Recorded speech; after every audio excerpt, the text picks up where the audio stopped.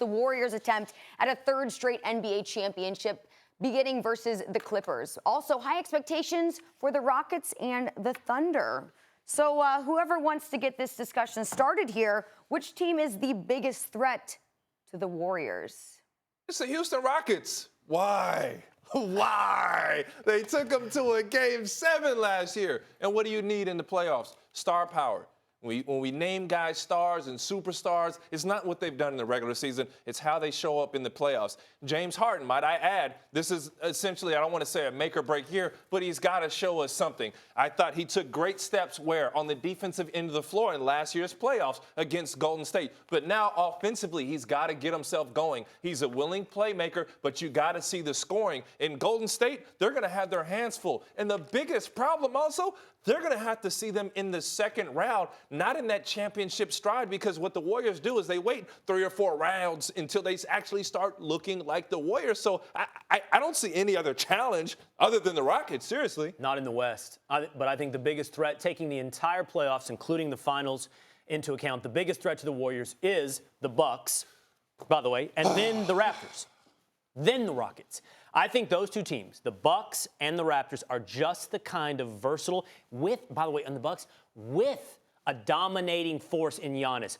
but then capable of any 3 or 4 guys shooting from the outside.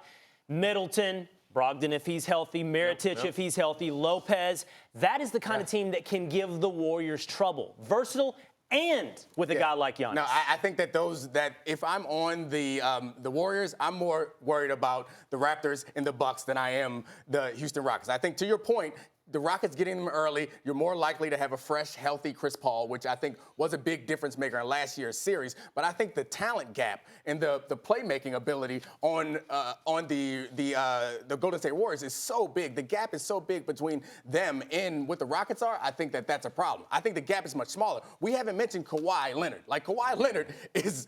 At one point, we were thinking it was either him or LeBron for the best player in the league, and he's back to that form. I think him as a defender, if you think back a couple years ago, we saw Kawhi Leonard get hurt in that series when he was playing with the Spurs, get hurt in that series against the Golden State Warriors. I don't know that they would have won the series, but it certainly would have been a lot closer. So I think that the East is where they have more to be concerned about. I think the Rockets, I don't think you got to understand that the one knock knock on the East, you can say the experience when it comes to Milwaukee. You can say the talent level is probably there in Toronto. Philadelphia got more talented, but those are 4 teams that have been slapped together.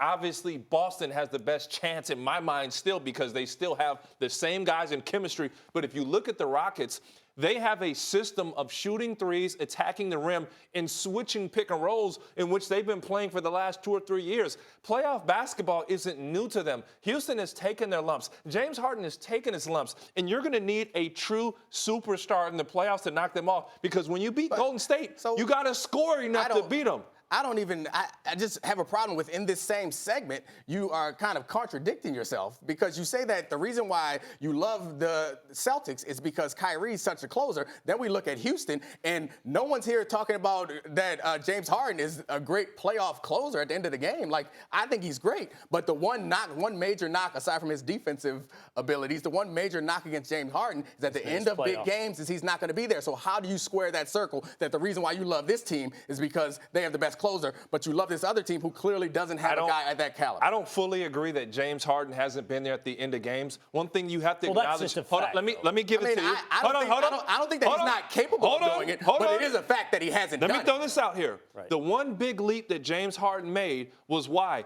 the Golden State Warriors were forcing him and ushering him to the basket, in which he had to go and either finish with a dunk or play make for others. That's something that he did. And I agree, in the last 2 minutes of a game, he's going to find a way to say, forget the rest of the team, I got to go get a bucket. Well, and besides right now we got to see it. Harden, who's under the most playoff pressure? I think it's the Celtics. I think the Celtics, there's a question over them about what's going to happen with Kyrie, which is then also tied to what's going to happen with Anthony Davis if they're going to make that trade, and how they're going to build this team that's been all cap space and assets for so long. Is now it's time for them to win. They were the favorite for many people coming out of the East coming into the season. That's not true anymore. And I think if they don't succeed this year, there are going to be major changes in that organization. I totally agree it's the Celtics. There's a lot of teams that face pressure and pressure on the project they've built. Toronto going all in 1 year with Kawhi obviously feels like they have a ton of pressure, but they knew it. Going in, they knew that was the gamble they were taking.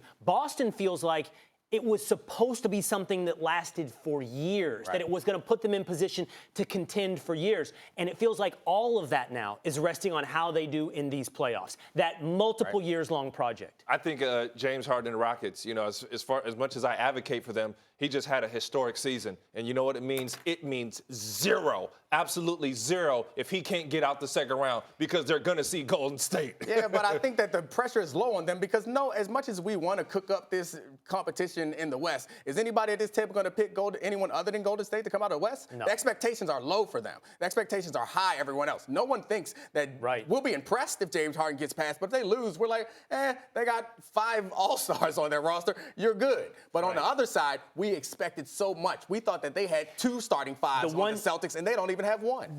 The one team in the West that I think has some pressure, and I agree with you, everybody's going to be held against the Golden State standard. We're going to forgive them for their shortcomings, except for one team. And it doesn't mean they have to beat Golden State, but it's the Oklahoma City Thunder. Keeping Paul George, having Russell Westbrook means the Thunder have to get somewhere, even as a 6th seed. I think they have to beat the Trailblazers.